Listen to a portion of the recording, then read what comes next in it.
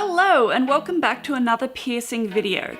In this week's video, I'm going to be giving you some tips on how to hide a body piercing for school or for work. Before getting a new piercing, think about getting one that's a little bit more discreet and easier to hide, such as a nipple piercing, a belly button piercing, or a tongue piercing. And depending on how strict your school is or your work is, some piercings you cannot have. And if you do a lot of sports or if your job is very physical, certain piercings such as a belly button piercing or an eyebrow piercing can be very dangerous because there's a very high chance that they could get ripped out. You can also talk to your body piercer about putting in a certain type of jewelry that's going to make it a lot harder to see and easier to hide, such as a clear plastic bar or a stud that has a skin tone color on it.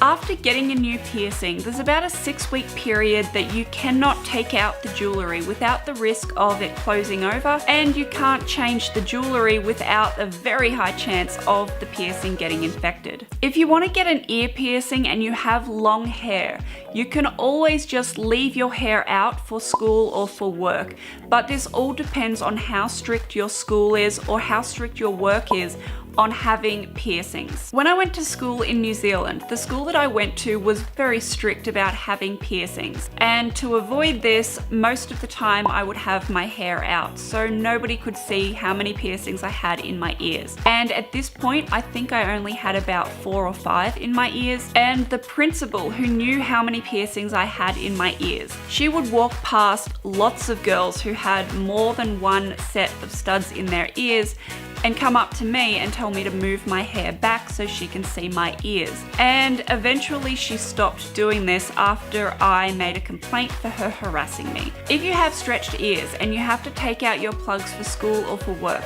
you can get skin tone plugs. They come in lots of different sizes and lots of different colors. But this all depends on how strict your school is or how strict your work is. But you could always just put a band-aid to cover it during the time you're at school or the time you're at work. If you have any lip piercings and your school and work does not allow you to have them, you could put a plastic bar in and just take the ball out so that it's easy to hide and it's not as obvious because you don't have anything sticking out of it. You can buy clear plastic nose studs, but generally the bar is a lot thicker than a standard nose stud. So you might have a little bit of difficulty getting it in through the hole where you've got your nose pierced. But you can also try a skin tone stud. If you have your own tips that I've forgotten, or if you have your own story that you would like to share, please write it in the comments. And if you like this video, please be sure to give it a big thumbs up. And if you haven't subscribed already, please do. Thank you so much for watching. I love you all and I'll see you next week.